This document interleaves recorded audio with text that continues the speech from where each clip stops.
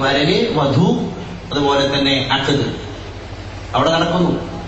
ഈ 5 പറന്നോടുകൂടെ നിക്കാഹ് നടക്കുന്നു. താലി ചാർത്തിയിട്ടും അഗ്നിസാക്ഷിയായിട്ടും മറ്റു മതങ്ങളിൽ പുരോഹിതന്മാരുടെ സാന്നിധ്യത്തിൽ മറ്റു മതങ്ങളിൽ അങ്ങനെ ഓരോ ചിന്താവിഷ്കാരങ്ങളിൽ വിവാഹത്തിന്റെ ഒരുപാട് വർണ്ണാഭമായ ശൈലികൾ നമുക്ക് വിവിധ മതങ്ങളിൽ കാണാൻ സാധിക്കും. ഏത് മതങ്ങളിലായാലും ശരി, ഈ മതം ഉദ്ഘോഷിക്കുന്ന പ്രമാണങ്ങളിലൂടെ വിവാഹിതരായിട്ട് യുവതി യുവാക്കൾ പിറ്റേ ദിവസം പുറത്തേക്ക് നടന്നു പോകുമ്പോൾ പിന്നെ അവരെ പറ്റി പറയപ്പെടുന്നത് പരിശുദ്ധ ബന്ധം.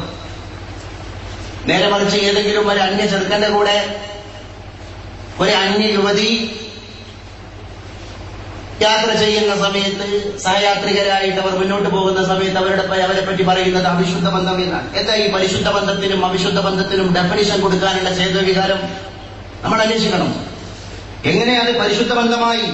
ഇവിടെ നിക്കാഹ് കഴിഞ്ഞ് ഇറങ്ങിയ വധുവും വരനും നിക്കാഹിന്റെ വേദിയിലേക്ക് വരൻ കടന്നു വരുമ്പോ അതുവരെ അവനെ വിളിക്കപ്പെട്ടത് യുവാവ് എന്നാണ്. ആ അച്ഛത് കഴിഞ്ഞു പോകുമ്പോ അവൻ ഭർത്താവാൻ. യുവാവിൽ നിന്ന് ഭർത്താവിലേക്ക് കൊണ്ടുപോയ ഈ മാറ്റത്തിൽ ഒരുപാട് ഉത്തരവാദിത്തങ്ങളുടെ ഭാണ്ഡം അവന്റെ ചുമലിൽ കയറ്റി വെച്ചിട്ടാണ് അവന് പിന്നെ വേദിയിൽ നിന്ന് ഇറക്കുന്നത്. പദപ്രയോഗം പോലും മാറി. യുവാവ് ഭർത്താവായി, യുവതി ഭാര്യയായി. അല്ലെങ്കിലും അതൊരു പ്രകൃതിയുടെ സ്ഥലമാണ്. ആണും പെണ്ണും ലയനത്തിന്റെ സ്ഥലമായിട്ട് പ്രകൃതി തന്നെ പറയുന്നുണ്ട്. നമുക്ക് കാണാൻ സാധിക്കും. മെയിൽ എന്ന് പറയുമ്പോ ഇപ്പുറത്തെറിയം ഫീമെയിൽ. ഫീമെയിൽ എന്ന് പറയുന്നതിൽ നിന്ന് FE ഡിലീറ്റ് ചെയ്യുമ്പോൾ പിന്നെ കിട്ടുന്നത് മെയിൽ. മിസ്സിസ് MRS അതിൽ നിന്ന് S ഒഴിവാക്കിയ പിന്നെ കിട്ടുന്നത് മിസ്റ്റർ. ഷീ എന്ന് പറയുന്നതിലും ഉണ്ട് ഒരു ഹി. മാഡം എന്ന് പറയുന്നതിലും ഉണ്ട് അബുൽ ബഷർ ആദം അലൈഹിസ്സലാത്തു വസ്സലാം. ഏത് രീതിയിലും പെണ്ണിന്റെ പ്രകൃതിപരമായിരിക്കുന്ന ഒരു പാരസ്പര്യ ബന്ധം, പെണ്ണും ആണും തമ്മിലുള്ള ഒരു പാരസ്പര്യ ബന്ധത്തിന്റെ സിദ്ധാന്തങ്ങളെ പറ്റി തന്നെ നമ്മൾ പുനരന്വേഷണം നടത്തുമ്പോൾ നമുക്ക് പിടുത്തം കിട്ടുന്നത് പ്രകൃതിയിൽ ലയിച്ചു ചേർന്നതാണ്. അതുകൊണ്ട് തന്നെയല്ലേ അള്ളാഹു പറഞ്ഞത് വമിൻ ആയാതിഹി അൻ ഖലഖലകും മിൻ അൻഫുസികും. പുറത്തുനിന്നല്ല, ഫീമെയിലിൽ പെട്ടതാണ് മെയിൽ എന്ന് പറയുന്ന സാഹചര്യത്തിൽ നമ്മൾ ആലോചിക്കേണ്ടതുണ്ട്. മിൻ അൻഫുസികും അസ്വാജൻ ലിതസ്കുനു ഇലൈഹാ. നിങ്ങളുടെ സ്വശരീരത്തിൽ നിന്ന് തന്നെയാണ് മഹാനായ അബുൽ ബഷർ ആദം നബി അലൈഹിസ്സലാത്തു വസ്സലാം സ്വർഗ്ഗത്തിൽ കടക്കുമ്പോൾ ബൈനൽ യഖ്ളതി വന്നൗം നമുക്ക് കാണാൻ സാധിക്കും. ഉറക്കിന്റെയും ഉണർച്ചയുടെയും ഇടയിലാണ് ആദം നബി അലൈഹിസ്സലാത്തു വസ്സലാമിന്റെ ഇടഭാഗത്തെ ഏറ്റവും മുകളിലെ വാരിയലിനെ അള്ളാഹു വലിച്ചെടുത്തത്. ബൈനൽ യഖ്ളതി വന്നൗം. എന്തുകൊണ്ട് പൂർണ്ണമായ യഖ്ളത്തിലേക്ക് കൊണ്ടുപോയില്ല? പൂർണ്ണമായ യഖ്ളത്തിലാണെങ്കിൽ ആദം നബി അലൈഹിസ്സലാത്തു വസ്സലാമിന്റെ ഉണർച്ചയിലാണെങ്കിൽ അത് വലിച്ചെടുക്കാൻ ആദം നബി അലൈഹിസ്സലാത്തു വസ്സലാം അനുവദിക്കൂല. അതിനുള്ള ശേഷിയും ശക്തിയും ആദം നബിക്ക് ഉണ്ടാവൂല അലൈഹിസ്സലാത്തു വസ്സലാം. നൗമിലേക്ക് പോകാതിരുന്നതോ, പൂർണ്ണമായും ഉറക്കിലേക്ക് കൊണ്ടുപോകാതിരുന്നതോ, താൻ ഊരിയെടുത്തിരിക്കുന്നത് ഞാൻ ഉറക്കത്തിലാകുന്ന സമയത്ത് അവസാനം ആദം നബി അത് നിഷേധിക്കാൻ സാധ്യതയുണ്ട്. അറിയാതെ പോയി കഴിഞ്ഞാൽ വേദന ഉണ്ടാവരുത് എന്ന് കരുതി പൂർണ്ണമായ ശൈലത്തിലേക്ക് കൊണ്ടുപോയാൽ ആ എല്ലിൽ നിന്ന് ഊരപ്പെട്ട എല്ലിൽ നിന്ന് നിർമ്മിക്കപ്പെട്ട ഹവ്വാ റളിയല്ലാഹു അൻഹായെ ആദം നബി നിഷേധിക്കാൻ സാധ്യതയുണ്ട്. അതുകൊണ്ട് ബൈനൽ യഖ്ളതി വന്നൗം, ഉറക്കിന്റെയും ഉണർച്ചയുടെയും ഇടയിലാണ് സ്ത്രീയും പുരുഷനും തമ്മിലുള്ള പാരസ്പര്യ ബന്ധം ദൃഢമായി വരുന്നത് ഉറക്കിന്റെയും ഉണർച്ചയുടെയും ഇടയിലാണ്.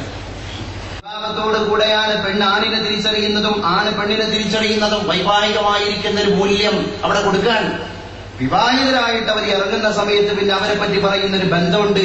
അത് പരിശുദ്ധ ബന്ധമാണ്. നേരെ മറിച്ച് അന്യരായ യുവതി യുവാക്കള് സഹയാത്രികരായിട്ട് കടന്നുപോയപ്പോ അവരെ പറ്റി ഒരു നാട് മുഴുവൻ അവിശുദ്ധ ബന്ധം എന്ന് വിളിച്ചു. അല്ലേ? ശരീരത്തോട് ചേർന്നിട്ടില്ല, അവർ തൊട്ടുരമ്മി ഒന്ന് യാത്ര ചെയ്തിട്ടുള്ളൂ. പക്ഷേ അവിടെ അവിശുദ്ധ ബന്ധമായി, ഇവിടെ പരിശുദ്ധ ബന്ധമായി. അപ്പൊ അതിന്റെ നിർവചനത്തിൽ തന്നെ വലിയ മാറ്റം വരുന്നുണ്ട്. അതുകൊണ്ട് നിക്കാഹിനെ ഏറ്റവും വലിയൊരു പരിശുദ്ധിയുള്ള ചടങ്ങായി സർവ്വമതസ്ഥരും കാണുന്നു. അപ്പൊ ഇസ്ലാമിന്റെ കാഴ്ചപ്പാട് ഒന്നുകൂടി വിഷയീഭവിക്കുകയാണ്, ഒന്നുകൂടി പ്രാധാന്യമുള്ളതായിട്ട് കടന്നു വരികയാണ് ഇസ്ലാമിന്റെ കാഴ്ചപ്പാട്. പെണ്ണിനെ സംബന്ധിച്ചിടത്തോളം ഇസ്ലാം പറയുന്ന ഒന്നാമത്തെ ചുമതല അവൾ സക്കനാവലാണെങ്കിൽ അവളുടെ രണ്ടാമത്തെ ചുമതല ഗാർഹിക ഭരണമാണ്. വിവാഹത്തോടുകൂടെ ഗാർഹിക ഭരണത്തിന്റെ കുലപതിയായിട്ട് അല്ലെങ്കിൽ രാജകുമാരിയായിട്ട് പെണ്ണ് വാഴിക്കപ്പെടുകയാണ്. വാഴിക്കപ്പെടണം. ഭാര്യ എന്ന് പറയുന്ന വാക്കിന്റെ അർത്ഥം തന്നെ അങ്ങനെയാണ്. അതുകൊണ്ട് തന്നെ പെണ്ണിന്റേതായിരിക്കുന്ന സ്വാതന്ത്ര്യം ഗാർഹിക ഭരണത്തിൽ പെണ്ണിന് കൊടുക്കുകയും വേണം. തീർച്ചയായും അല്ലാഹു ജഅല ലക്കും മിൻ അൻഫുസികും അസ്വാജ വജഅല ലക്കും മിൻ അസ്വാജികും ബനീന വഹഫദ. അല്ലാഹു പറയുകയുണ്ടായി വിശുദ്ധ ഖുർആനിലൂടെ, നിങ്ങൾക്ക് സ്വശരീരത്തിൽ നിന്ന് അസ്വാജ് ഇണകളെ ഒരുക്കി തന്നവനാണ് അല്ലാഹു. ആ ഇണകളിലൂടെ നിങ്ങൾക്ക് ബനീന വഹഫദ മക്കളെയും പേരമക്കളെയും തന്നവനാണ് അല്ലാഹു. ഗാർഹിക ഭരണത്തിലൂടെ ഒരു പെണ്ണ് സ്തുത്യർഹമായിരിക്കുന്ന മേഖലകളിൽ എത്തിപ്പെട്ടതിന്റെ ഏറ്റവും വലിയ പ്രോജ്വലമായ ഉദാഹരണമാണ് ഖുർആൻ പെണ്ണിന്റെ രണ്ടാമത്തെ ചുമതലയിലൂടെ നമ്മളെ പഠിപ്പിക്കുന്നത്. ഞാൻ വേഗോടിച്ചു പോകാൻ, മൂന്നാമത്തെ ചുമതല ഇസ്ലാം പഠിപ്പിക്കുന്നു, അത് സന്താന പരിപാലനമാണ്. വിവാഹത്തോടുകൂടെ പിന്നെ പെണ്ണ് ഒന്നാമത്തെ രണ്ടാമത്തെ ചുമതലയിലേക്ക് കടന്നുപോയി. ഇനി ആ ചുമതലയുടെ പൂർത്തീകരണം എന്ന ദൗത്യത്തിലേക്ക് സന്താനങ്ങൾ ഉണ്ടാകുന്നതോടുകൂടെ ഒരു പെണ്ണ് എപ്പോഴും വെമ്പൽ കൊള്ളുന്ന ഒരു മനസ്സ് പെണ്ണിനുണ്ടാകും, മാതൃത്വത്തിന്റെ പ്രതീകമായി മാറാൻ. അതുകൊണ്ട് തന്നെ ഒരു പെണ്ണിൽ ചെറുപ്പത്തിലേ കുടിയിരിക്കുന്ന ഏറ്റവും വലിയൊരു ഡ്രീം എന്ന് പറഞ്ഞാൽ ഉമ്മയാവാന്നുള്ളതാണ്. ചെറിയ കുട്ടികൾ 2, 3, 4 വയസ്സായ ചെറിയ പെൺമക്കൾ കളിക്കുന്ന കളി തന്നെ സൈക്കാട്രിസ്റ്റുകളും പിന്നെ അതുപോലെ തന്നെ സൈക്കോളജിസ്റ്റുകളും ഒക്കെ ഈ വിഭാഗവും പറഞ്ഞിട്ടുണ്ട്, മനഃശാസ്ത്ര വിദഗ്ധന്മാർ പറഞ്ഞിട്ടുണ്ട്. പെൺകുട്ടിയുടെ കളി തന്നെ കൗടുംബിക കളികളായിരിക്കും, കുടുംബവുമായി ബന്ധപ്പെട്ട കുടുംബ മനഃശാസ്ത്രത്തെ ഉദ്ദീപിപ്പിക്കുന്ന കളികളായിരിക്കും. അല്ലെ, അവൾ സ്വയം ഉമ്മയാകും, അവൾ സ്വയം കുട്ടിയെ ഉറക്കും, അവൾ സ്വയം കുട്ടിയെ കുളിപ്പിക്കും, അവൾ സ്വയം കുട്ടി ഉണരുന്നത് വരെ കാത്തിരിക്കും. എല്ലാം ഭാവന. പക്ഷേ ഭാവന എന്ന് പറഞ്ഞ് നമ്മൾ പെൺകുട്ടിയെ മറ്റൊരു ഭാഗത്തേക്ക് മാറ്റിവെക്കുന്നതിൽ അപ്പുറം അതിന്റെ ഉള്ളിൽ മൂലമായി പോയ ഒരു മാതാവിനെ നമ്മൾ സ്വപ്നം കാണേണ്ടതുണ്ട്. അപ്പൊ പെൺകുട്ടിയിൽ അടങ്ങിയിരിക്കുന്ന ഒരു കഴിവാണത്. അത് അവരുടെ ചൈൽഡ്ഹുഡിൽ അവൾക്ക് ജന്മനാ കിട്ടിയ സ്വമേധയാ കിട്ടിപ്പോയ ഒരു കഴിവാണ്. അപ്പൊ പെണ്ണ് എന്ന് പറയുന്നതിൽ തന്നെ മാതൃത്വം ഉണ്ട് എന്നുള്ളതാണ്. ആ ഒരു ആംബിഷൻ ഇടക്കിടക്ക് പെണ്ണിൽ ഇടക്കിടക്ക് ഇങ്ങനെ കടന്നു വരും.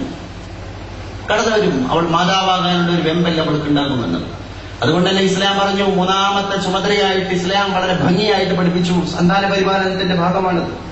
കുല്ലുക്കും റായിൻ വകുല്ലുക്കും മസ്ഊലുൻ അൻ റഇയതിഹി വൽഇമാമു റായിൻ വമസ്ഊലുൻ അൻ റഇയതിഹി വറജുലു റായിൻ വമസ്ഊലുൻ അൻ റഇയതിഹി വൽമർഅതു റായിയത്തുൻ വമസ്ഊലത്തുൻ അൻ റഇയതിഹാ ഐ അൻ ഔലാദിഹാ.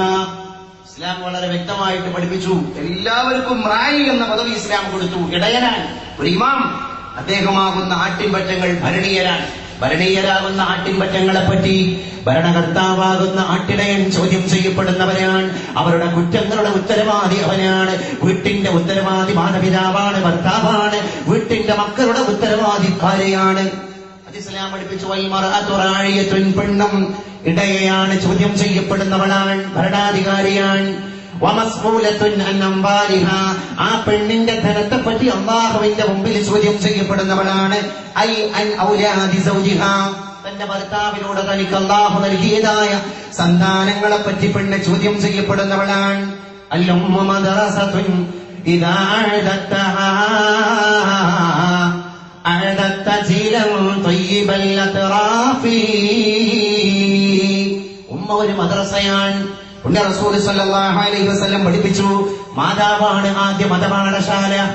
അൽ ഉമ്മു അവ്വലു മദ്റസത്തിൽ വലദിഹാ, ഒരു കുട്ടിയുടെ ആദ്യത്തെ മതപാഠശാല മാതാവാണ്. ആ മടിത്തട്ടിൽ നിന്ന് എന്തൊക്കെ സംസ്കാരങ്ങൾ സക്രിയമായി കടന്നു വരേണ്ടതുണ്ട്. ക്രിയാത്മക സംസ്കാരങ്ങളുടെ വിളഭൂമിയാണ് അക്ഷരാർത്ഥത്തിൽ മാതാവിൽ നിന്ന് കിട്ടേണ്ടത് കിട്ടിക്കഴിഞ്ഞാൽ പിന്നെ കുട്ടികൾക്ക് ചെറുപ്പകാലത്തിലുള്ള ശീലം മറക്കുമോ മാനുഷരുള്ള കാലം, കാലസ്കരത്തിൻ ഒരു പാലിട്ടാൽ കാലാന്തരെ കൈപ്പു ശ്രമിപ്പതുണ്ടോ. അതുകൊണ്ട് സ്ത്രീയുടെ ശക്തി ഈമാനാണ്.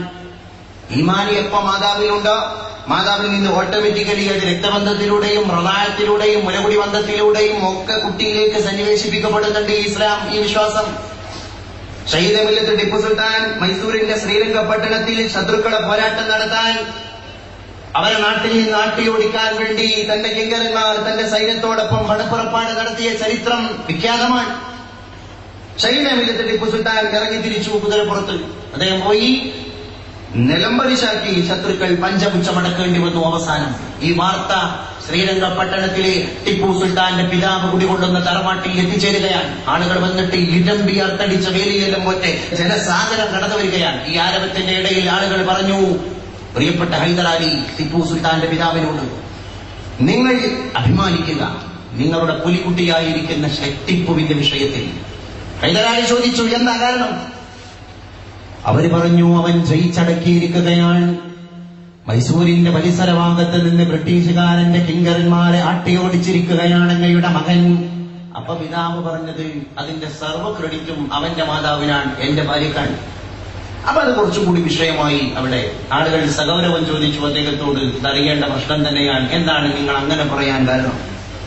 മകൻ ജയിച്ചടക്കി ധീരതയുടെ വർത്തമാനം പറയുമ്പോ തന്റെ മകനെ പുലിക്കുട്ടിയാക്കിയ യഥാർത്ഥ കലാകാരന്റെ ശക്തി അറിയാൻ ഞങ്ങൾ ഹൈദരാലിയെ സമീപിക്കുമ്പോ ഹൈദരാലി പറയുന്നത്, ഇതിന്റെ സകല ക്രെഡിറ്റും എന്റെ ഭാര്യ അവന്റെ ഉമ്മക്ക് കൊടു. കാരണം അന്വേഷിച്ചപ്പോ ഹൈദരാലി പറഞ്ഞു, എന്റെ ഭാര്യ ഒരു നേരം പോലും വുളു എടുക്കാതെ എന്റെ മകൻ ടിപ്പു സുൽത്താന് മുല കൊടുത്തിട്ടില്ല. അതുകൊണ്ട് തന്നെ അൽ ഉമ്മു മദ്റസത്തുൻ ഇദാ അഅദത്തഹാ അഅദത്ത ജീലൻ തയ്യിബൽ അത്റാഫി, ഏറ്റവും വലിയ ഒരു സമുന്നതമായ ശ്രേണിയെ വാർത്തെടുക്കാൻ പര്യാപ്തമായ ഒരു മതപാഠശാലയുണ്ടെങ്കിൽ അത് യഥാർത്ഥത്തിൽ മാതാവിന്റെ മടിത്തട്ടാണ്. ഇസ്ലാമിന്റെ ജീവിച്ചിരിക്കുന്ന ഒരുപാട് സംഭവവികാസങ്ങളിലൂടെ, മാതൃത്വത്തിന്റെ ശോഭനമായ അന്തരീക്ഷങ്ങളിലൂടെ നമ്മൾ ഹൃദയം കൊണ്ട് പലായനം നടത്തുമ്പോൾ നമുക്കത് ബോധ്യപ്പെടും. ചരിത്രത്തിന്റെ ശ്രേണികളിൽ മുഴുവൻ ഇവർ വിളങ്ങി നിന്നവരായി മാറുന്നതായിട്ട് നമുക്ക് കാണാൻ സാധിക്കും. ഇത് സ്ത്രീയുടെ ശക്തിയാണ്. وضرب الله مثلا للذين آمنوا امرأة فرعون. ഫറോവയുടെ ഭാര്യ ആസിയ റളിയല്ലാഹു അൻഹയെ അല്ലാഹു വലിയൊരു ഉദാഹരണവൽക്കരിച്ചിട്ട് കൊണ്ടുവന്നു. എന്നാൽ അപ്പുറത്ത് നൂഹ് നബി അലൈഹി സ്വലാത്തു വസ്സലാമിന്റെ പത്നിയെയും ലൂത്ത് നബി അലൈഹി സ്വലാത്തു വസ്സലാമിന്റെ പത്നിയെയും അല്ലാഹു മറ്റൊരു ഉദാഹരണത്തിലൂടെയും കൊണ്ടുവന്നു. എന്നിട്ട് നമ്മുടെ സഹോദരി വിളിച്ചു പറഞ്ഞു, പെണ്ണെ, നിനക്ക് സ്വർഗത്തിൽ പോണോ? ലോകത്തെ അന റബ്ബുക്കുമുൽ അഅ്ല എന്ന് പറഞ്ഞ ഏറ്റവും വലിയ ധിക്കാരിയുടെ ഭാര്യയെ നീ പിന്തുടരുക, ഫിർഔനിന്റെ ഭാര്യയെ. നിനക്ക് നരകത്തിൽ പോണോ? 950 വർഷക്കാലം ഇസ്ലാമിനെ ചോര നീരാക്കി പ്രബോധനം നടത്തി അശ്രാന്ത പരിശ്രമത്തിലൂടെ കാലത്തിന്റെ കയ്യൊപ്പ് ചാർത്തിയ മഹാനായ നൂഹ് നബി അലൈഹി സ്വലാത്തു വസ്സലാമിന്റെ ഭാര്യയെ പിന്തുടരുക, എന്നാൽ നിനക്ക് നരകത്തിലേക്ക് പോകാം. ഇവിടെയോ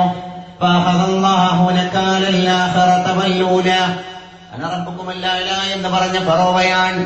ആ ഫറോവയുടെ പത്നിയെ നിങ്ങൾ പിൻപറ്റിയാൽ നിങ്ങൾക്ക് സ്വർഗമാണ്. എന്നാൽ നൂഹ് നബി അലൈഹി സ്വലാത്തു വസ്സലാമിന്റെ പത്നിയെ പിൻപറ്റിയാലോ നിങ്ങൾക്ക് നരകമാണ്.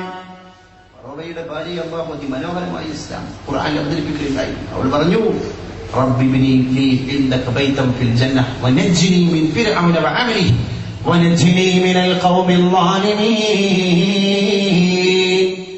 അല്ലാഹുവേ, ഫറോവയിൽ നിന്നും അവന്റെ ദുഷ്പ്രവർത്തികളിൽ നിന്നും അവന്റെ കിങ്കരന്മാരുടെ അക്രമങ്ങളിൽ നിന്നും എന്നെ രക്ഷപ്പെടുത്തണേ തമ്പുരാനെ. എനിക്ക് നിന്റെ അടുക്കൽ ഒരു കൊട്ടാര സമാനമായ വീടൊരുക്കണേ തമ്പുരാനെ. അല്ലാഹു നൽകി ആസിയ ബിവി റളിയല്ലാഹു അൻഹക്ക് ഈമാനിന്റെ ഏറ്റവും വലിയ ശോഭനമായ വൃത്താന്തമായി ആസിയ ബിവി റളിയല്ലാഹു അൻഹയെ ഇസ്ലാം ഖുർആൻ ഉദ്ധരിക്കുകയാണ്. അപ്പൊ നമ്മൾ പറഞ്ഞുകൊണ്ടുവന്നത് വിവാഹത്തോടുകൂടെയാണ് സ്ത്രീത്വത്തിന്റെ പരിശുദ്ധിയുടെ പൂർണ്ണത കടന്നു വരുന്നത്. അവിടെ പെണ്ണിന് പിന്നെ അനുവദിച്ചു കൊടുക്കേണ്ടതായ കാര്യങ്ങൾ മുഴുവൻ ഇസ്ലാം അനുവദിച്ചു കൊടുക്കാൻ പ്രഖ്യാപനം നടത്തുകയാണ്. ഹസ്രത്ത് ഉമർ ഫാറൂഖ് റളിയല്ലാഹു അൻഹുവിന്റെ മുമ്പിലേക്ക് ഒരാൾ പരാതിയുമായിട്ട് കടന്നു വരികയാണ്. ഖലീഫ ഉമർ, എനിക്ക് മറ്റൊന്നുമല്ലേ എന്റെ പരാതി, എന്റെ ഭാര്യയോട് എന്തെങ്കിലും കാര്യം ഞാൻ അങ്ങോട്ട് പറഞ്ഞാൽ അതിലേറെ ശൗര്യത്തോടുകൂടെ എന്നോട് ഇങ്ങോട്ട് പ്രതികരിക്കുകയാണ്. അതുകൊണ്ട് എന്റെ വീട്ടിന്റെ അന്തർഭാഗത്ത് എനിക്ക് സ്വസ്ഥത നഷ്ടപ്പെട്ടു പോയിരിക്കുകയാണ്. പരാതിക്കാരൻ പിന്നെ തന്റെ വൃത്താന്തം പറയുമ്പോ അവസാനം ഒരു വാക്കുകൂടി പറഞ്ഞുപോയി, ഈ പരാതി ഒന്നുമല്ല ഹസ്രത്ത് ഉമറുൽ ഫാറൂഖ്, അങ്ങയുടെ മുമ്പിൽ അങ്ങയുടെ ഭാര്യയായ ആതിഖ റളിയല്ലാഹു അൻഹ പറയുന്ന പരാതി വെച്ച് നോക്കുമ്പോ എന്റെ ഭാര്യയുമായി ബന്ധപ്പെട്ട എന്റെ പരാതി നിഷ്പ്രഭമായി പോയി ഉമറുൽ ഫാറൂഖ്. അവിടെ ഉമറുൽ ഫാറൂഖ് റളിയല്ലാഹു അൻഹു പെണ്ണിനെ സമാധാനിപ്പിക്കാൻ പറയുന്ന വാക്ക് ഏത് നൂറ്റാണ്ടുകൾ കടന്നുപോയാലും ചരിത്രത്തിന്റെ മുമ്പിൽ ഉല്ലേഖനം ചെയ്യപ്പെടേണ്ട അധ്യായമാണ്. സഹോദര, എന്തിനാണ് നീ പെണ്ണിനെ പഴിചാരുന്നത്? പെണ്ണിന്റെ പരാതി പറയാൻ എന്തിനാണ് എന്നെ സമീപിക്കുന്നത്? وهي غسالة لثيابنا ورضاعة لأولادنا وطباخة لطعامنا وليس واجبة عليها وهي غسالة لثيابنا. അവൾ നമ്മളുടെ വസ്ത്രം അലക്കുന്നവളാണ്. വറദ്ദാഅത്തുൽ ലിഔലാദിന, നമ്മുടെ മക്കൾക്ക് മുല കൊടുക്കുന്നതും അവളാണ്. വതബ്ബാഖത്തുൽ ലിതആമിന, നമുക്ക് അന്നം പാകം ചെയ്തു തരുന്നതും അവളാണ്. ഈ പറഞ്ഞ കാര്യങ്ങളൊന്നും പെണ്ണിന്റെ ഉത്തരവാദിത്തത്തിൽ നിർബന്ധമായി എഴുതി ചേർക്കാൻ പറ്റുന്ന ഒരു കാര്യവുമല്ല താനും. അതുകൊണ്ട് എന്തിനാണ് സഹോദരാ